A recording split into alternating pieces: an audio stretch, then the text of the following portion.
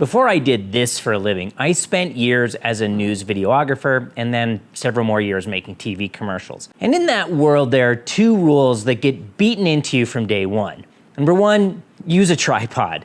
And number two, good video is actually good audio. Now, the tripod rule has been mostly put on its head by modern cameras. The stabilization you get today, even from a camera that fits in your hand, would have required a stabilization rig costing an obscene amount of cash when I was starting out. I mean, we can capture footage now that simply wasn't possible then without a massive budget. But the audio rule, that one still matters.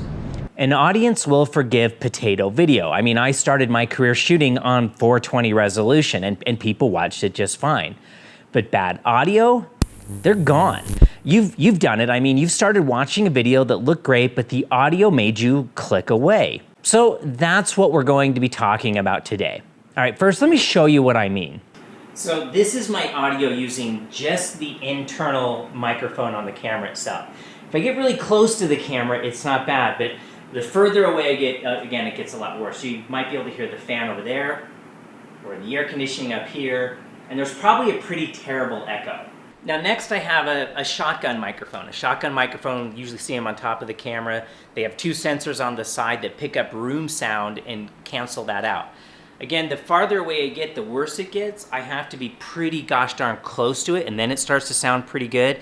I typically only use these for run and gun quick interviews where I can put the camera really close to the person I'm talking to. Otherwise, I mean, it's better, but it's also pretty limited. And then in the interest of total fairness, we have the much more affordable Insta360 Mic Air plugged into my smartphone, into my iPhone.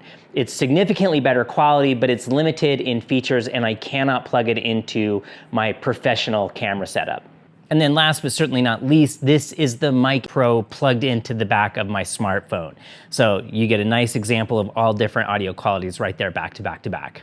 Okay, so now the same test, but outside. It's really quiet up here today, but you probably can't hear me very well. And again, I have to get pretty close to the microphone before you can really get any decent audio quality. So just the camera mic alone, even an expensive camera, the audio's kind of crap. And now the exact same location, but we have the shotgun mic on top of the camera.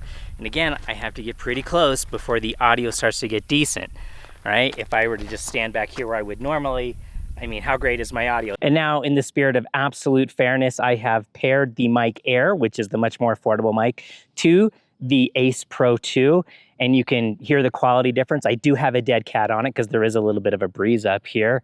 It's hard to really refute the quality of audio that we're getting out of this small Mic Air, and I've used this on many bigger shoots. You've seen this microphone in thousands of shots if you watch this channel. So you can obviously tell how much better the Mic Pro is. So you have the receiver. This plugs in either with a mini jack cable, or you can use a USB-C plug and plug it into your phone, or even any Insta360 camera.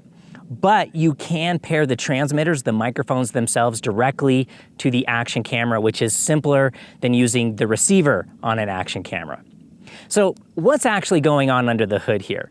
The Mic Pro has a 3 microphone array inside the transmitter with 4 pickup patterns that you can dial between, including a focused voice mode that locks onto you and pushes background noise out, and a cardioid pattern, which is what you typically want capturing voices when it's attached to your shirt like this.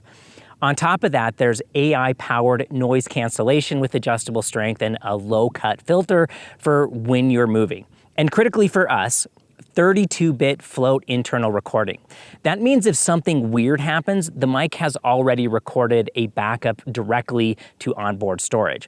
In a professional broadcast environment, that kind of safety net would cost you some serious money, but it's built into here.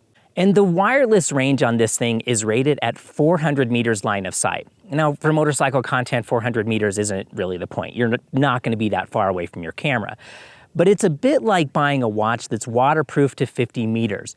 You're probably not scuba diving with it, but you're also not going to panic if you drop it in the sink. The range means the link is always solid, pretty much whatever the situation. Now, when I was starting out in broadcast, a professional wireless mic system, like this one, with even a fraction of the capability of the Mic Pro, I paid almost $1,000 for these 20 years ago.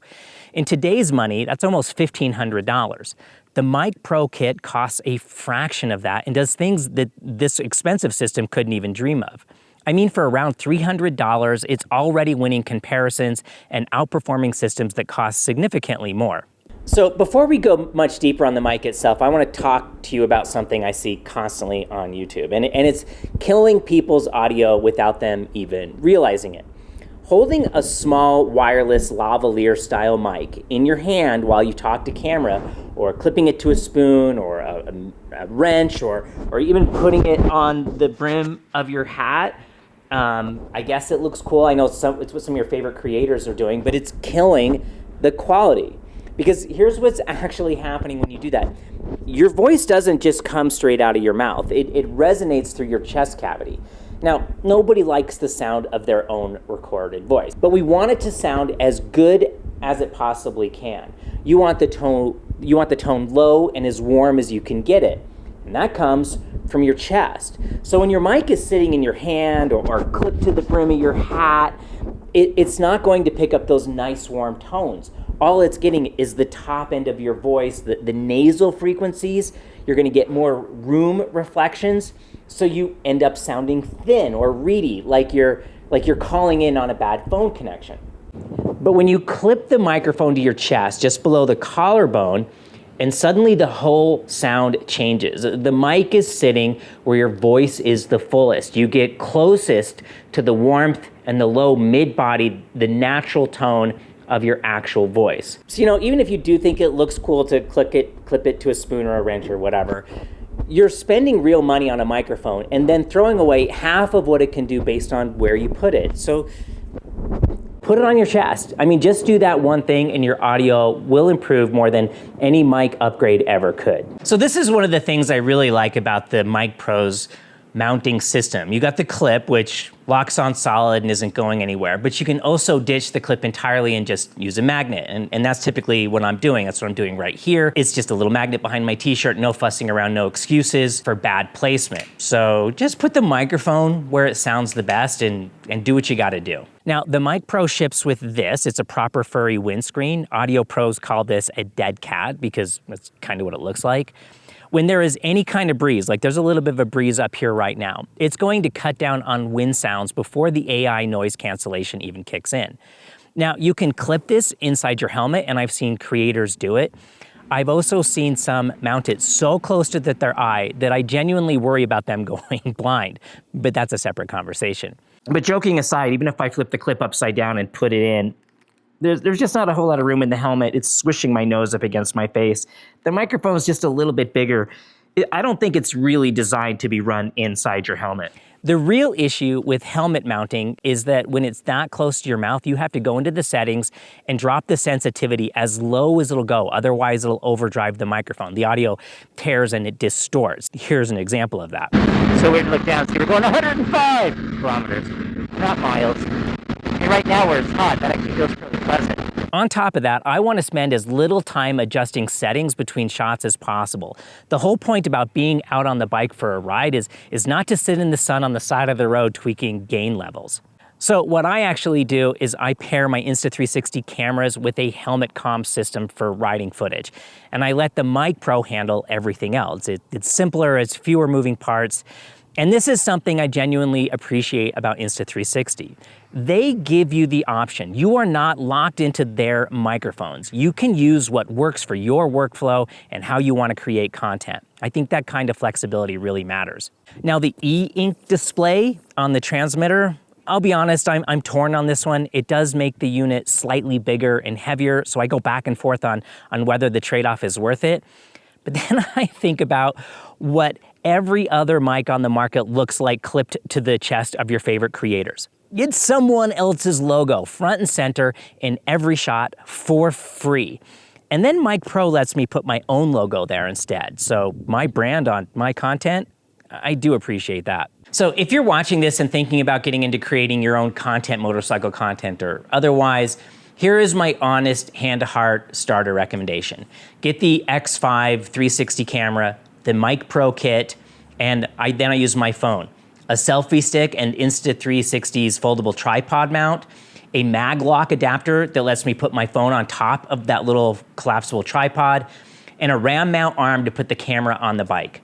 I mean, that's a setup that I can do everything I need. I have filmed entire bike reviews with just this little kit, not as a compromise, but as a deliberate choice, because the results are that good.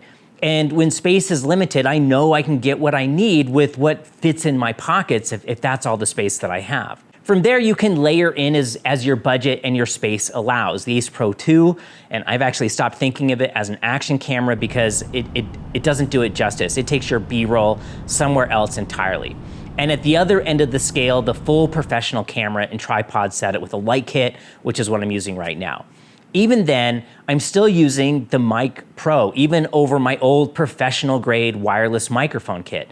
The audio quality holds up. I mean, same mic, from a minimum kit to a maximum kit. And that's the kind of gear that I think is worth investing in. Now, my only real gripe with the Mic Pro is that the dead cat and the audio cable don't fit inside the charging case. You have to carry them separate, which is a minor annoyance when you're trying to keep things compact. And I'm always worried that I'm gonna end up leaving one of these things behind. So keep that in mind when you're packing or repacking your gear. Everything else about this mic, I'm genuinely really happy with. The audio quality, the wind handling, and the way it fits in and ties in with the rest of my gear. It works with everything from action cameras, my iPhone, to my big professional camera. So it's earned its place in the camera bag. Now, I should mention that Insta360 is a channel sponsor, but I was using their gear before that relationship existed, and I think that matters. Making motorcycle content is supposed to be fun, and for a long time, a big chunk of that fun was getting eaten up by gear that fought back. I mean, shaky footage, cameras that would overheat and shut themselves down, bad audio, settings that you had to dig through 20 minutes just to get a usable shot. I mean, Insta360 changed all of that for me. I can go deep into the settings if I want to, and sometimes I do, but I don't have to. I can turn it on, get what I need, get the mic on my shirt, and get the audio that I need, and then get on with the actual writing and trying to tell a compelling story, knowing that what I captured is going to be stable and it's going to sound good. I mean, that's the part that nobody really talks about enough, the confidence that the gear just works. Remember, good video is good audio, and this mic helps you get there. Now, if you want to go deeper on the camera side of things, mounts and placement and angles and camera settings that I use, I made a whole video a while back that covers all of that, and I'll link to it at the end of the video down in the description. Maybe I'll put it up there in the corner. It's worth a watch if you're building out your kit. Now, since Insta is a channel sponsor, that means if you use my affiliate link, you're guaranteed to always get the best possible price. And typically you're gonna get a free motorcycle specific gift. Like right now, it's Prime Day, where you save up to $180 at the Insta360 store this weekend. So camera bundles run 15 to 25% off depending on the bundle. The Mic Pro is 15% off. So thank you, Insta360, for being such a wonderful channel sponsor over the years. Thank you for watching. Ride on and ride well.